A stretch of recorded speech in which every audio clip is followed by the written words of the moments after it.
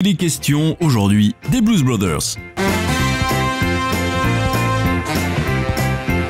Jack et Elwood Blues, les Blues Brothers, c'est un film sorti en 1980 écrit par Dan Aykroyd et John Landis, qu'il a aussi réalisé, et qui en 1983 réalisera même le célèbre clip Thriller de Michael Jackson. Jack et Elwood Blues sont interprétés par John Belushi et Dan Aykroyd, deux membres de la célèbre et complètement dingue émission Saturday Night Live qui accueillait le public avec la fameuse phrase « Beaucoup de jeunes humoristes et comédiens sont issus de cette émission, comme notamment l'excellent Bill Murray, Eddie Murphy, Mike Myers, que l'on connaît aussi pour les films Wayne's World et Austin Powers, ainsi qu'Andy Kaufman, qui a même eu droit à son biopic au cinéma et qui était interprété par le grand Jim Carrey. Mais là, je m'égare, revenons sur les Blues Brothers. Dans le Saturday Night Live, les célébrités en herbe devaient écrire, mettre en scène et jouer leurs propres sketchs, et c'est là que Dan Aykroyd et John Belushi ont eu l'idée de créer les Blues Brothers. Mais l'idée a sévèrement dû faire son chemin. Lors du tout premier épisode du Saturday Night Live qui a eu lieu en 1975, Chevy Chase, Garrett Morris, John Belushi et Dan Aykroyd ont joué Bee Hospitals avec des personnages vêtus de costumes d'abeilles. Mais après cette première diffusion, la chaîne NBC a envoyé une brève note aux créateurs du show en disant que tout était bien, sauf les abeilles. Et comme l'esprit de contradiction était une vertu fondamentale pour participer à l'émission, The Killer Bees sont devenus les tout premiers personnages récurrents du show, apparaissant 11 fois dans cette première saison. Sauf que John Belushi n'aimait pas le costume grotesque des abeilles, ni les gags lourdeaux qui allaient avec. Régulièrement, des réunions se tenaient dans le bar que Dan Aykroyd avait loué peu de temps après avoir rejoint la distribution, et ce bar s'appelait le Holland Tunnel Blues Bar, durant lesquels Belushi râlait sur ses personnages, tout en glissant une pièce dans le jukebox pour écouter un standard de Sam and Dave. Très vite, ces sessions deviennent une occasion pour faire le bœuf. Belushi chantait, Aykroyd sortait son harmonica et quiconque voulait se joindre à eux était le bienvenu. Ensuite, Belushi trouva un compromis avec la production du show, ok pour le costume d'abeille, mais avec des sketchs comiques et des revues musicales à base de standards du rhythm and blues. Un groupe informel se compose donc essentiellement pour chauffer la salle lors des coupures publicitaires ou pour achever l'émission en musique, et puis au final, les costumes d'abeille laissèrent leur place à de plus classieux costumes noirs de jazzmen. Puis Howard Shore, directeur musical du show et futur immense compositeur de musique de films comme par exemple Le Seigneur des Anneaux, rien que ça, suggéra comme une boutade de nommer le groupe les Blues Brothers. Et pourquoi pas au passage en faire un album. C'est donc en 1978 que sort l'album Briefcase Full of Blues, et sur sa pochette, Belushi et Aykroyd s'amusent même à inventer un passé à leurs avatars qui n'étaient jusque-là que des personnages de fiction dans le Saturday Night Live. Contre toute attente, l'album devient disque de platine et les Blues Brothers commencent alors à se produire indépendamment du show, une nouvelle popularité auprès d'un public toujours plus large qui ne connaît pas forcément leur origine télévisuelle. En toute logique, Hollywood, par le biais d'Universal Pictures, se tourne vers eux pour raconter leur histoire dans un long métrage de fiction confié à John Landis, qui venait notamment de diriger Belushi dans le bordélique et déjà musical National Lampoon's Animal House, où Belushi s'écrit le fameux C'est donc au tour des Blues Brothers. Le film sort en 1980 et raconte l'histoire de Jake et Elwood Blues et se déroule à Chicago et ses environs. Dès le début du film, il y a cette séquence d'ouverture muette qui accompagne Jack à sa sortie de prison en multipliant les cadrages de dos ou en biais pour attiser le mystère et finalement exploser avec les premières notes de Chicago KD. Tout ça sur l'inscription des noms des comédiens lors du premier face-à-face entre les deux frères. Jack sort donc de prison, attendu par son frère Elwood. Ils rendent ensuite visite à la Penguin, comme ils l'appellent, la mère supérieure de l'orphelinat où ils ont été élevés. Elle leur apprend qu'ils doivent réunir la somme de $5000 dans les 10 jours à venir, sinon l'orphelinat sera détruit et les enfants jetés à la rue. Jack et Elwood décident donc de retrouver les anciens membres de leur groupe de Rhythm and Blues pour réaliser un concert dont la recette servira à récolter la somme. Malgré les embûches et les menaces, fassent, rien ne pourra les arrêter car ils sont en mission pour le Seigneur. On est en mission pour le Seigneur. D'ailleurs, la mère supérieure est jouée par la grande Caitlin Freeman, déjà connue pour ses rôles dans les films de l'énormissime Jerry Lewis. Dans le film, il y a l'évidence de ce look, simple et sophistiqué à la fois, qui crée immédiatement un drôle de décalage entre l'allure et la nature des personnages. Sous des airs de VRP austère ou de mafieux menaçants, se cachent en réalité des trublions énergiques, indociles et bondissants. En ce qui concerne les guests présents dans le film, c'est impressionnant. On peut notamment retrouver le parrain de la soul et du funk, James Brown, dans le rôle du révérend Cleophus James, qui nous offre un gospel endiablé durant lequel Jack reçoit l'illumination.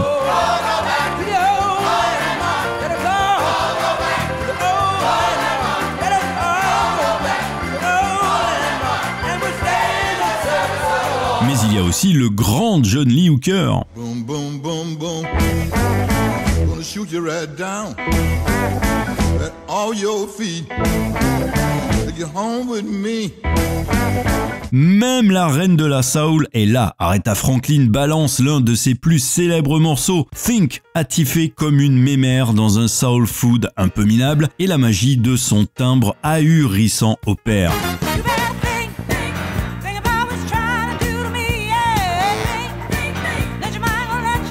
Le génial Ray Charles est là aussi dans un beau numéro d'autodérision et fait danser les gamins des rues sur l'air de Shake a Tail Feather.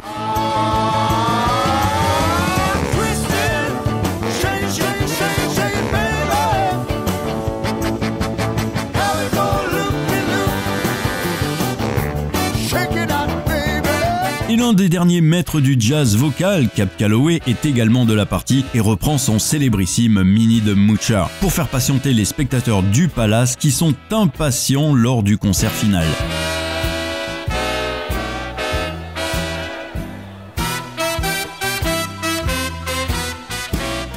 Même la princesse Leia est là, Carrie Fisher qui joue une mystérieuse femme qui en veut à Jack après l'avoir planté devant l'autel de la cathédrale le jour de leur mariage. C'est pourquoi elle cherche pendant tout le long du film à lui faire la peau. Et lorsqu'elle les tient dans un tunnel, Jack tente de s'en sortir avec des explications plus ou moins tordues. Crois-tu réussir à t'en tirer par des mensonges? Tu m'as trahi, moi. Oh non, c'est faux.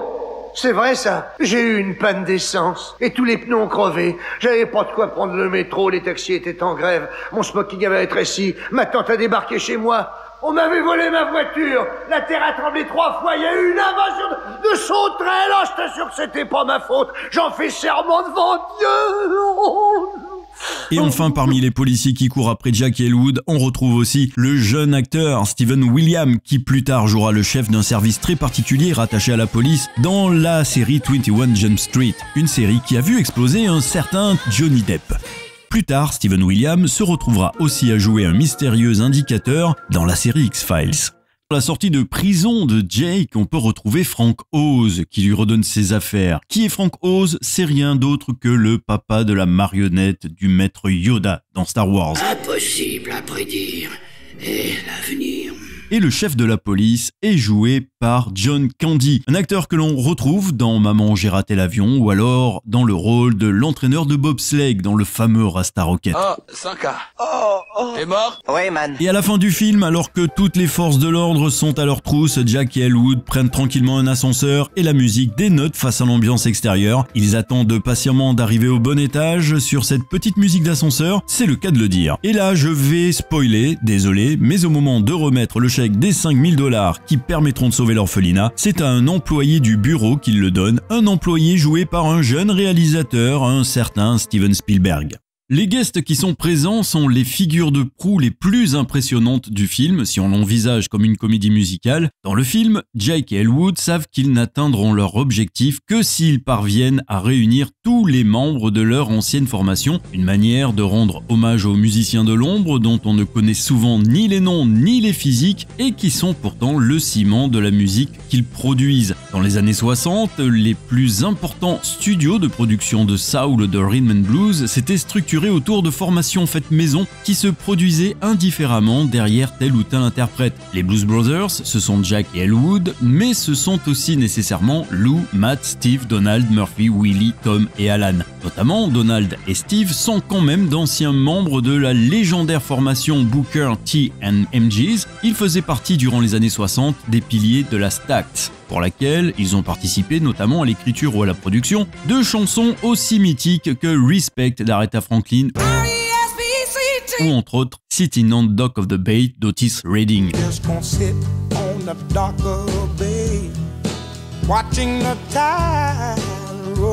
Tous dans leur propre rôle, ce ne sont pas forcément de bons comédiens, mais ces musiciens traduisent la très profonde connaissance de l'inconditionnel amour que porte le film à la musique qu'il habite. En réalité, il y a deux films dans les Blues Brothers, et cela se manifeste de plusieurs manières. L'un est une comédie insolente assez puérile, l'autre est une comédie musicale de prestige, comme si, d'une certaine façon, il n'y avait que la musique qui méritait d'être prise au sérieux. Jack et Elwood sont deux grands gosses insoumis, ils jurent devant leur mère supérieure, ils accumulent les infractions routières, ils vont dans de grands restaurants chics pour rôter et manger avec les mains, ils fuient les autorités sous toutes ses formes, ils se comportent comme des machos irresponsables avec les femmes, mais face à la musique, il ne rigole plus. La scène de la boutique de Ray Charles en est assez représentative. Dans un premier temps, il touche à tout. Il manque de respect vis-à-vis de ce vendeur aveugle, de ses instruments, mais lorsque celui-ci se révèle être un musicien de génie, ils sont transportés, se prennent d'affection pour lui et sont presque prêts à lui acheter tout son stock. On pourrait même pousser la vision du film en insistant sur la dimension fantastique qui se manifeste dès l'ouverture avec cette aura dorée qui enveloppe Jake à sa sortie de prison. Elle s'exprime ensuite ponctuellement, le plus souvent dans le cadre des séquences musicales. On peut citer la lumière divine qui apparaît à Jake lors du gospel, mais l'exemple de Minnie the Moocher est encore plus parlant. Tandis que le public s'impatiente en attendant les frères, le petit bonhomme voûté qui est Curtis joué par Cab Calloway cherche une solution tout en discutant avec les musiciens vêtus de leur tenue quotidienne et décontractée. Il leur demande alors s'ils connaissent le morceau Minnie the Moocher, le rideau s'ouvre et comme par enchantement, la scène est transformée en un décor de Broadway. Les musiciens ont un costume chic et Curtis est désormais un élégant crooner en costume blanc à paillettes. La magie de la musique a opéré pour les sauver de cette situation compromise. De manière générale, les Blues Brothers est un film dont la réussite tient beaucoup à la manière dont, depuis un cadre réaliste, ils parviennent toujours à faire le petit pas supplémentaire vers une délicieuse forme d'excès. Par exemple, les nazis en uniforme qui finissent par s'envoler sur du Wagner, la mystérieuse femme aux lance-flammes, la mère supérieure, bien des personnages secondaires qui parviennent à exister essentiellement par la manière dont ils s'affranchissent un tout petit peu du réalisme.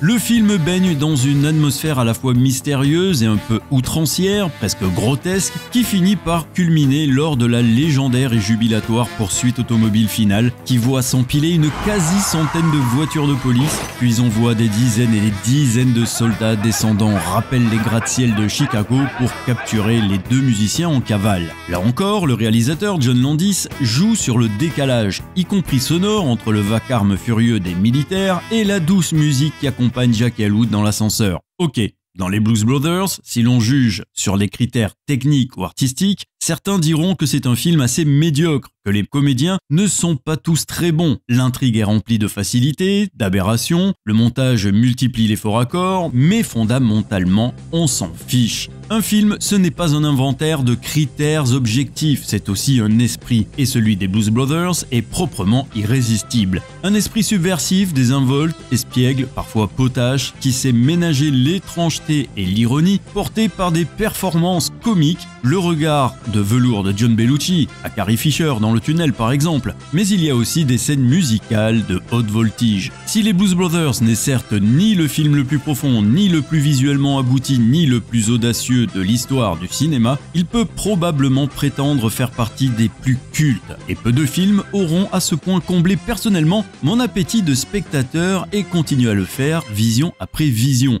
Le film des Blues Brothers a vu son statut dépasser sa nature. Ce sont des personnages personnage connu de tous, y compris de ceux qui n'ont pas vu le show télé ou les films. Mettez un costume noir, un chapeau noir et des lunettes noires, personne ne vous demandera lors d'une fête costumée en quoi vous êtes déguisé. En ce qui concerne le doublage français pour la voix d'Elwood, interprété par Dan Aykroyd, on peut reconnaître Patrick Préjean, grand comédien de théâtre et spécialisé dans le doublage de dessins animés tels Toy Story par exemple. Oui, c'est lui qui fait le cochon tirelire. Rebelote, récapitulons encore une fois. À environ 8h32 précise. Pièce numéro 1, Woody se fait kidnapper. Et pour doubler Jack, c'est le grand Jacques Dinam, qui joue entre autres aux côtés de De Funès, le rôle de l'inspecteur Bertrand dans Les Fantomas. Vous savez, dans notre métier, il vaut mieux passer pour un fou que pour un imbécile. Eh ben alors là, vous risquez pas la camisole, vous.